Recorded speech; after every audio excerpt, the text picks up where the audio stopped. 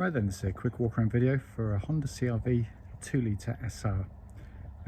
Manual car, first of the facelift models, which looks fantastic on these cars. It's been really well looked after mechanically, got a lovely history attached to the car. Go around the car for you and finish in this lovely twilight blue and with the half leather Alcantara interior. You can see front of the car, new style front end, looks really good on these. Lights and lenses clear and intact, some cracks in the condensation. Bonnet very clean indeed, you can see any obvious marks there. Near side of the car, very smooth down the panel works, very clean and crisp. Near side front alloy, really clean, and that's the one that takes generally all of the bashing. Panel works very good. Near side rear alloy, generally good, just a little bit pickling on one of the spokes I can see down there. But for the age of the car, 10 years old, very good indeed. And coming around the back, again, the new style, chrome strip and silver trim. The off side of the car, driver's side, again, you can't see any sort of dents in the panel work at all. Any marks are sort of very light indeed. Offside rear alloy, really good. And then the panel's excellent, as is the final alloy, which is in terrific condition. Externally, for a car its age, very good. Come to the boot of the car, absolutely cavernous boots on the CR-Vs, and kept very nicely. Nice to see a load liner fitted, which obviously protects the carpeted areas. Let's come to the back of the car. You got this lovely half leather interior with the Alcantara, and this is where the kids sit, and generally very heavily used. This one's been kept very well indeed. Coming on the passenger side now, full set of original Honda mats in the car.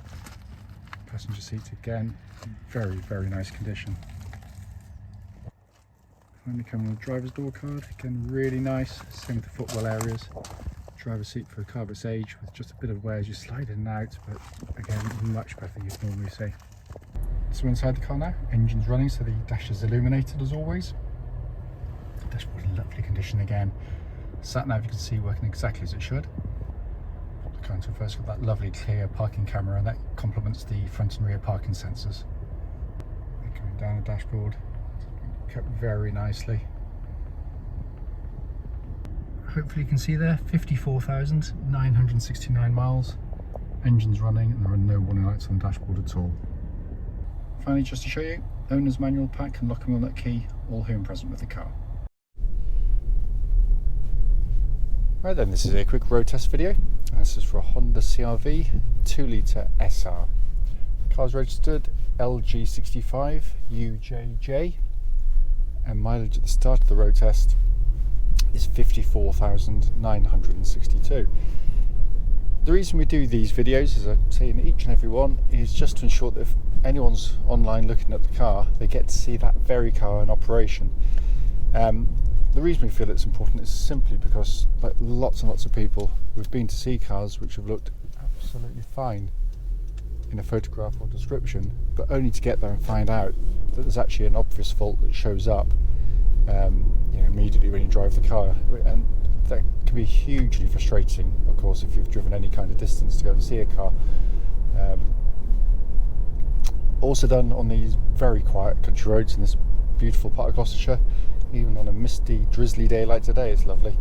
This actually forms part of the road test route we take our customers on, and the hope is it'll be representative of what you'd feel yourself if you were to go on a drive in the car. So coming to the car, very well looked after car, and it is immediately apparent as soon as you get in and drive it because it feels as tight as a drum. Twist the key, engine starts instantly, settles to a smooth, even idle. There are no warning lights on the dashboard at all relating to the engine or any other part of the car actually, and temperature gauge running at a third, which is exactly where it's meant to be on a Honda vehicle. Honda, by common consent, make the best 4-cylinder engines in the world, and there's a good reason for it. I mean, they're beautifully engineered. This has got all the trademark qualities you expect of a Honda engine. It's tough, reliable, best in class by a mile in that respect. Cam chain driven, so there's no cam belts to worry about. But on top of which, it's a lovely engine to use. It's got a really broad spread of power. It'll pull from ridiculously low revs without fluster, but it'll just keep revving and revving if you want it to. But when you do rev it, you're not your ears aren't assaulted with a kind of a coarse, harsh sound. You put your foot down, and it just, I don't know, actually got the fan coming the other way. You basically got a sweet edge. It's just a lovely unit. It really, really is a lovely engine to use. Very quiet on the move. You hardly hear the engine most of the time unless you really press it, but when you do, it sounds lovely. Engine then feeds through into the clutch and gearbox. Clutch in the car absolutely perfect, bike point exactly where it's meant to be. It's lovely and smooth in operation. Gearbox, 6-speed manual gearbox, one of the very best you're going to use in class. First of all, the positioning of the gear lever falls naturally to hand. It's not kind of down here, so you're dislocating your elbow to try and change gear. So your hand moves, the actual angle change is just perfection. It's incredibly short in throw compared to most of the cars in its class. It feels like it would go into a much sportier car very, very easily, because it's a gearbox you enjoy using rather than just having to use it. But Honda have always been brilliant at that, absolutely brilliant. The gear change, the feel of it, synchro mesh, all feels exactly as it would have done when it was new. They just never seem to age, these gearboxes. So coming onto the steering chassis, which has been one of the ace or the trump cards of the CR-V over the years, just a fantastic chassis for what it's designed to do. And that's not to suggest this is a sporty car. It is not, because this is where it does frustrate me when you read a road test, from on YouTube or the Motoring Press. They say, oh, it's a bit boring, it's a bit this, it's a bit that. Do you know, it's actually as clever in terms of design, in my opinion, as maybe the Honda S2000 or Integra chassis is, for what they are designed to achieve. This is designed to get you and your family from A to B comfortably, and it does a brilliant job of it. It's a very comfortable car. But when you do go through a corner like this one, you hardly have to turn the steering wheel. It follows absolutely faithfully. There's very little pitching and wallowing going on. The body control is absolutely brilliant, again, for this type of car. So that's the genius, actually, of the car. Because a lot of cars in its class, to get a ride as comfortable as this, end up wallowing through corners with loads of nauseating motion. Or they go for something that can handle as well through the corners as this one does in terms of body control. But they end up with a really stiff, jittery ride, and that's where, as I said, this is just genius. The steering is beautifully weighted. As I say, it's precise, it's accurate. There's no vibrations at this speed, or any speed actually up to the legal limit. And the chassis itself exhibits no clonks, no rattles, nothing from underneath. Brakes are excellent on the car. There's no pulsing, there's no vibrations coming back through the brake pedal. So all in very fine order. And then we come inside. The first thing you'll notice in pretty much any CR-V is just how well made they are. They're beautifully bolted together cars. Honda understand their market. They know this is a car that's going to be used for heavy family use, and they withstand it far better than most in their class.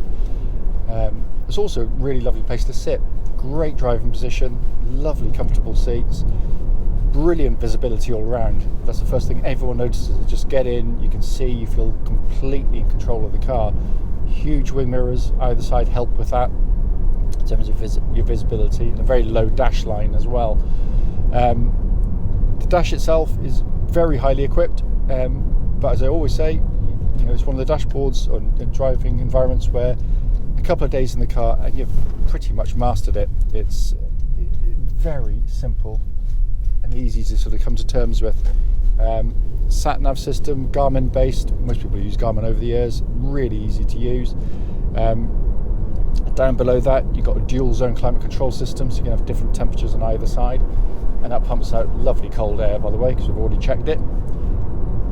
If you twist anything, press anything, you've got that lovely high quality feel to all of the controls in a Honda, and their engineering is more than skin deep. Directly in front of me, dash binnacle, simple, legible, minimalist in some ways, and all the better for it. White on black dials, easy on the eye, easy to take the information in. It does exactly what it's meant to do. the car's literally just come to us. We've not cleaned it yet. It hardly needs a clean. It's very, very clean in here, actually, I have to say.